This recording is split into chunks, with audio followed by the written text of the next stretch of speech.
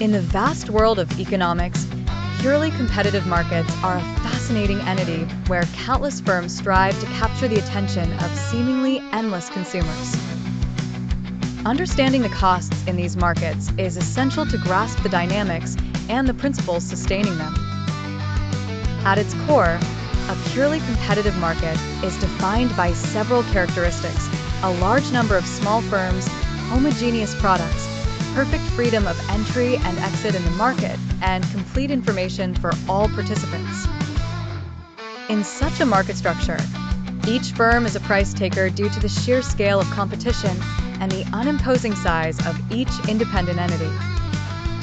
To navigate this environment, firms must be keenly aware of their cost structures, which determine their ability to survive and thrive. Costs in purely competitive markets can be categorized into short-run and long-run costs. In the short run, at least one factor of production is fixed.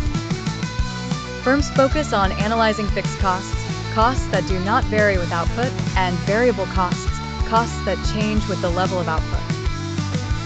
Fixed costs might include expenses like rent or salaries, while variable costs encompass materials and hourly wages. The sum of these is the total cost, which firms are obliged to manage efficiently to achieve profitability.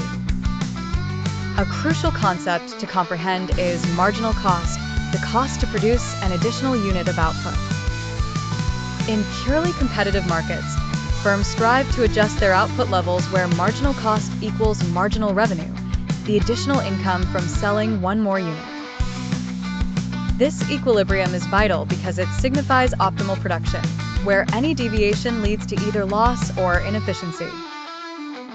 Moving to the long run, all factors of production are variable, allowing firms to adjust their capital inputs, enter or exit the market, or implement technological innovations. The ability to adjust in the long run ensures that in a state of equilibrium, firms will make zero economic profit.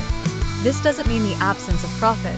Rather, it implies covering all opportunity costs, including normal profit. This outcome emerges because new firms enter the market when existing firms earn more than a normal return, driving prices down and profits toward zero. Thus, in a purely competitive market, the constant adjustments and the flexibility permitted in the long run ensure a balanced playing field where firms only earn enough to keep them in the industry rather than excessive profits. This environment incentivizes efficiency, innovation, and the provision of goods at the lowest possible cost to consumers.